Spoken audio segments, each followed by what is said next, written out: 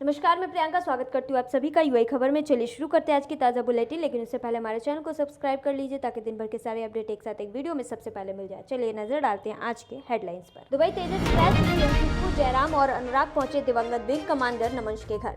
देश भर में शोक, परिजनों का बढ़ाया ढाढ़स। $450 मिलियन डिफेंस डील पक्की। दुबई एयर शो में ब्रह्मोस ने मचाया धमाल, कई देश खरीदने को तैयार।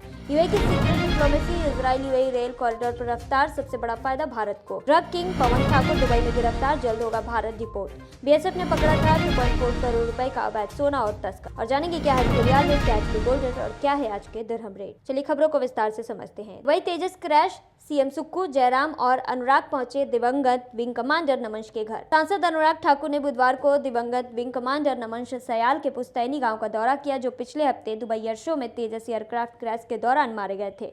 बता दें कि ठाकुर ने दिवंगत पायलट को श्रद्धांजलि दी और कांगड़ा में उनके परिवार वालों के प्रति गहरी संवेदना जताई है। सयाल को श्रद्धांजलि देते हुए पूर्व केंद्रीय मंत्री ने कहा कि देश ने एक बहादुर, कर्तव्यनिष्ठ और बहादुर साहसी फाइटर पायलट खो दिया है। उन्होंने कहा कि यह एक ऐसा नुकसान है जिसकी भरपाई कभी नहीं हो सकती। ठाकुर ने परिवार को भरोसा दिलाया कि इस दुखद घटना की निष्पक्ष और पूरी तरह से तेज जांच सुनिश्चित करने के लिए हर संभव कोशिश की जाएगी। उन्होंने संबंधित अधिकारियों के साथ लगातार संपर्क में रहने और सरकार में सबसे ऊंचे लेवल पर फॉलोअप करने का वादा किया ताकि यह सुनिश्चित हो सके कि पोस्टमार्टम रिपोर्ट जल्द से जल्द उपलब्ध हो। जयराम ठाकुर भारतीय जनता पार्टी के विधायक दल के साथ अमर बलिदानी विंग कमांडर नमन सयाल के नगरोटा बगवा विधानसभा क्षेत्र के पटियालकर स्थित पैतृक गांव पहुंचे और उन्हें श्रद्धांजलि अर्पित कर अपनी शोक संवेदनाएं व्यक्त की। उन्होंने कहा कि देश के लिए अपने प्राण न्यौछावर करने वाले विंग कमांडर नमन सयाल एक बेहद प्रतिभावान और साहसी पायलट थे। देश ने एक बहुत काबिल सिपाही और बेटा खोया है जिसकी भरपाई असंभव है। परिवार की आंखों में भरा दर्द, घर की दहलीज पर लोगों के होने के बाद भी पसरा सन्नाटा बहुत पीड़ादायक था। उनके माता पिता और परिजनों से मिलकर जो पीड़ा महसूस हुई उसे शब्दों में बयां करना कठिन है। देश सदैव नमन के इस सर्वोच्च बलिदान का ऋणी रहेगा। ईश्वर सपूत की आत्मा को अपने श्री चरणों में स्थान दे और परिवार को इस अथाह दुख को सहने का धैर्य प्रदान करे। मुख्यमंत्री सुखविंदर सिंह सुक्खू ने भी विंग कमांडर को श्रद्धांजलि दी और कहा कि इस दुखद घटना से राष्ट्र ने एक बहादुर सपुत्र और साहसी पायलट खो दिया है। हर हिमाचली उनके अदम्य साहस, कर्तव्यनिष्ठा और देश सेवा पर गर्व करता है। राष्ट्र उनके इस सर्वोच्च बलिदान को सदैव याद रखेगा। उन्होंने परिवार को आश्वस्त किया कि इस दुख की घड़ी में प्रदेश सरकार उनके साथ खड़ी है। बढ़ते दूसरी खबर की ओर, $450 मिलियन डिफेंस डील पक्की। दुबई एयर शो में ब्रह्मोस ने मचाया धमाल, कई देश खरीदने को तैयार। भारत को दुबई एयर शो से बड़ा फायदा हुआ है। बता दें कि इसका अंदाजा तभी लग गया था जब ब्रह्मोस मिसाइल के स्टॉल पर कई देशों के लोग लाइन में खड़े होकर तकनीकी और खूबियों की जानकारी के लिए अपनी बारी का इंतजार कर रहे थे। बता दें कि भारत अपना डिफेंस एक्सपोर्ट बढ़ाने के लिए पहले से प्रयासरत था। दुबई एयर शो भारत के सुनहरा मौका था। इस मौके पर भारत ने भी चौका लगाया। दुबई एयर शो की देन है कि भारत लगभग $450 मिलियन के डिफेंस डील को पक्का करने के करीब है, जिसके तहत लड़ाई में माहिर ब्रह्मोस सुपरसोनिक क्रूज मिसाइलों की सप्लाई की जाएगी।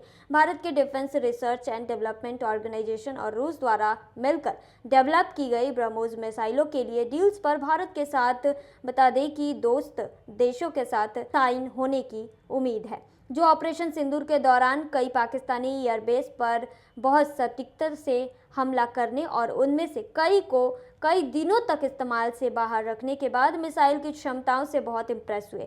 डिफेंस सूत्रों ने एनआई को बताया है कि लगभग $450 मिलियन के डील्स जल्द ही साइन होने की उम्मीद है और अभी फाइनल स्टेज में है। इन डील्स के बाद और भी कई डील्स होने की उम्मीद है, क्योंकि दुनिया भर के कई दूसरे देशों की इन मिसाइलों में बड़ी दिलचस्पी है। मिसाइल को हाल ही में दुबई एयर शो में दिखाया गया था और संभावित खरीदार देशों ने इसे बहुत दिलचस्पी से देखा था। बता दें कि पाकिस्तान के खिलाफ मिसाइल के असरदार इस्तेमाल के तुरंत बाद भारतीय रक्षा मंत्रालय ने भारतीय नौसेना के युद्धपोतों के लिए बड़ी संख्या में ब्रह्मोस मिसाइलों की खरीद के लिए एक बड़ा ऑर्डर दिया। साथ ही भारतीय वायुसेना के लिए इन हथियारों के जमीनी और हवा से लॉन्च होने वाले वर्जन भी खरीदे हैं। बढ़ते तीसरे खबर की ओर, यूएई की secret diplomacy, Israel UAE rail corridor पर रफ्तार, सबसे बड़ा फायदा भारत को। खाड़ी इलाके में जहां ज्यादातर मुस्लिम देश इजराइल के खिलाफ कड़े रुख में खड़े नजर आते हैं, वहीं यूएई लगातार अपनी कूटनीतिक चालों से अलग ट्रैक पर दौड़ रहा है। हाल ही में आई रिपोर्ट ने तो तस्वीर पूरी तरह बदल दी है। यूएई पर्दे के पीछे इजराइल के साथ एक मेगा ट्रेड कॉरिडोर पर काम कर रहा है। खास बात है कि पूरे प्रोजेक्ट में भारत सबसे बड़ा लाभार्थी बनने जा रहा है। यह खुलासा इजराइल के I-24 नेटवर्क ने किया है। रिपोर्ट के मुताबिक अबू धाबी में इजराइल और यूएई के अधिकारी कई राउंड की गुप्त बैठक में जुटे हैं, जहां खाड़ी देशों को इजराइल से जोड़ने वाला हाई स्पीड रेल कॉरिडोर तैयार किया जा रहा है। यह वही प्रोजेक्ट है जिसे सार्वजनिक रूप से क्षेत्र के कई देश समर्थन नहीं देते हैं। यूएई इसे चुपचाप आगे बढ़ा रहा है, वह भी बिना किसी राजनीतिक शोर के। अगर यह कॉरिडोर बनता है, भारत के लिए इसकी अहमियत बेहद बड़ी होगी। भारतीय बंदरगाहों से निकलने वाला माल पहले यूएई पहुंचेगा, वहां से शिपमेंट रेल के जरिए सऊदी अरब और जॉर्डन होते हुए सीधे इजराइल के हाइफा पोर्ट तक जाएगा। उसके बाद वही कंटेनर यूरोप की ओर रवाना होगा। भारत की डिलीवरी स्पीड लगभग दोगुनी हो सकती है। बता दें कि ट्रांसपोर्ट लागत आधी और यूरोप के साथ व्यापार और भी तेज होगा। यह मॉडिफाइड यानी कि IMAC जैसा मॉडल है। इसका शोर कम है लेकिन अधिक काम वाला है। बढ़ते चौथे खबर की ओर। ड्रग किंग पवन ठाकुर दुबई में गिरफ्तार, जल्द होगा भारत डिपोर्ट। इंटरनेशनल ड्रग तस्करी के बड़े रैकेट का मास्टरमाइंड पवन ठाकुर दुबई में गिरफ्तार कर लिया गया है। सूत्रों के अनुसार उसे जल्द ही भारत डिपोर्ट किया जाएगा। यह गिरफ्तारी भारत नारकोटिक्स कंट्रोल ब्यूरो के लिए एक बड़ी सफलता मानी जा रही है, क्योंकि पवन ठाकुर देश में कई हाई प्रोफाइल ड्रग्स बरामदगी मामलों को जो है उसका मुख्य आरोपी माना जा रहा है। बता दें कि पवन कुमार की गिरफ्तारी का सीधा संबंध दिल्ली में हाल ही में एनसीबी द्वारा पकड़ी गई 282 करोड़ रुपए की मेथ ड्रग की बड़ी खेप से है। जानकारी के मुताबिक इस मामले में वह मास्टरमाइंड के तौर पर मोस्ट वांटेड था। इतना ही नहीं, बीते साल नवंबर में दिल्ली में एनसीबी ने जो 2,500 करोड़ रुपए की रिकॉर्ड तोड़ कोकीन बरामद की थी, उस सनसनीखेज मामले में भी पवन ठाकुर की मुख्य भूमिका सामने आई थी। इन मामलों में उसकी संलिप्तता के बाद ही एनसीबी ने अंतर्राष्ट्रीय पुलिस संगठन यानी इंटरपोल के जरिए उसके खिलाफ पहला सिल्वर नोटिस जारी किया था, जो उसकी तलाश में एक महत्वपूर्ण कदम था। ड्रग तस्करी से अर्जित संपत्ति के मामले में ईडी पवन कुमार पर कड़ी नजर रखे हुए था। ईडी ने उसके ठिकानों पर छापेमारी भी की थी और उसकी अवैध गतिविधियों से जुड़े 118 म्यूल अकाउंट्स को फ्रीज कर दिया था, जिससे उसके वित्तीय यानी कि फाइनेंस नेटवर्क को बड़ा झटका लगा था। पवन ठाकुर का भारत डिपोर्टेशन इन सभी बड़े ड्रग रैकेट्स की कड़ियों को जोड़ने में अहम साबित हो सकता है और इसके जरिए कई बड़े अंतर्राष्ट्रीय और लोकल तस्करों के नाम सामने आ सकते हैं। सुरक्षा एजेंसियां अब उसके भारत पहुंचने का इंतजार कर रही है ताकि पूछताछ शुरू की जा सके। बढ़ते पांचवें खबर की ओर। बीएसएफ ने पकड़ा था 2.4 करोड़ रुपए का अवैध सोना और तस्कर। बीएसएफ द्वारा पकड़ा गया 2.4 करोड़ रुपए मूल्य का 1.963 किलो सोना मामले में सनसनीखेज खुलासा हुआ है।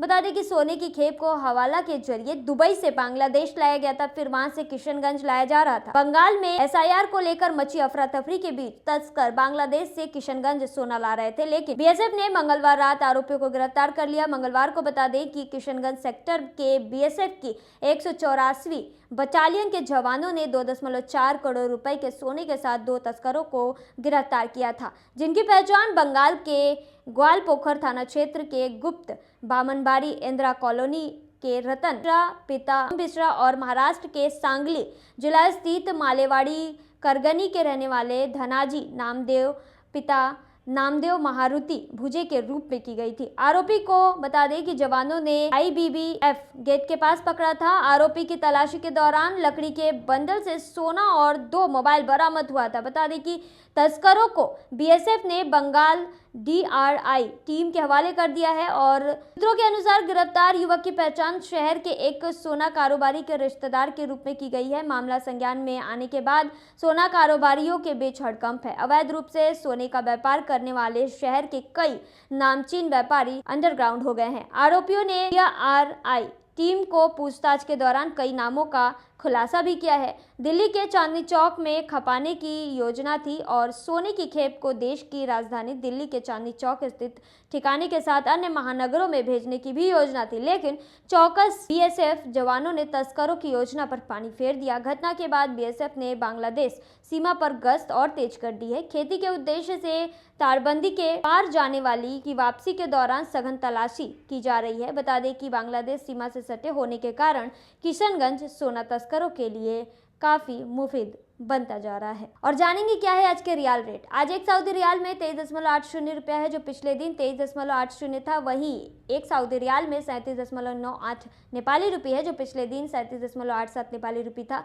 वहीं एक सऊदी रियाल में 32.54 बांग्लादेशी टका है, जो पिछले दिन 32.47 बांग्लादेशी टका था। वहीं एक सऊदी रियाल में 74.78 पाकिस्तानी करेंसी है, जो पिछले दिन 74.80 पाकिस्तानी करेंसी था। वहीं एक सऊदी रियाल में 23.81 भूटानी करेंसी है, जो पिछले दिन 23.67 भूटानी करेंसी था। और जानेंगे क्या है आज के गोल्ड रेट। दुबई में आज 18 कैरेट सोने का दाम 380.75 दिरहम है, जो पिछले दिन 377.50 दिरहम था। यानी कि आज की गोल्ड रेट 18 कैरेट की भारतीय मुद्रा में बात करें तो 9,254 रुपए के हैं। वहीं 22 कैरेट गोल्ड का दाम 463.25 दिरहम प्रति ग्राम है, जो भारतीय मुद्रा में 11,259 रुपए के होते हैं, जो कि पिछले दिन 459.25 दिरहम प्रति ग्राम था। वहीं दुबई में 24 कैरेट सोने का दाम 500.25 दिरहम है, जो पिछले दिन 496 दिरहम था। वहीं आज के 24 कैरेट सोने का दाम भारतीय मुद्रा में बात करें तो 12,159 रुपए के हैं। वहीं जानते हैं आज क्या है दिरहम रेट। आज एक यूएई दिरहम में 24.28 रुपए है, जो पिछले दिन 24.28 था। वहीं एक यूएई दिरहम में 38.79 नेपाली रुपये है, जो पिछले दिन 38.68 नेपाली रुपये था। वहीं एक यूएई दिरहम में 33.24 बांग्लादेशी टका है, जो पिछले दिन 33.16 बांग्लादेशी टका था। वहीं एक यूएई दिरहम में 76.37 पाकिस्तानी करेंसी है, जो पिछले दिन 76.39 पाकिस्तानी करेंसी था। वहीं एक यूएई दिरहम में 24.32 भूटानी करेंसी है, जो पिछले दिन 24.17 भूटानी करेंसी था। तो ये थी आज की ताज़ा बुलेटिन। ऐसे ही ताज़ा खबरों के लिए बने रहिए यूएई खबर पर। धन्यवाद।